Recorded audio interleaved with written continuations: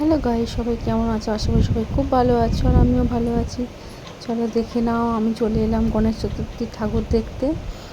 আর এখানে আমাদের মন্দিরে একটা বড় করে পুজো হয়েছে, আজকে ছিল ভান্ডারা।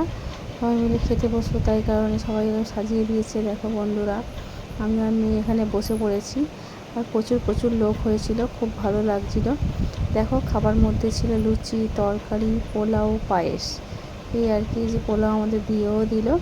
এবার খাওয়াটা শুরু করব, চলো দেখতে থাকো। আর খুব খুব মজা হয় আমাদের মন্দিরে, এখানে পুজো আচ্চা হলেই খুব মজা হয়। তারপর কিন্তু খুব জোর বৃষ্টি এসে যায়। তারপরে এই ভিতরেও খাওয়ার ব্যবস্থা করে দিয়েছিল মন্দিরের ভিতরে।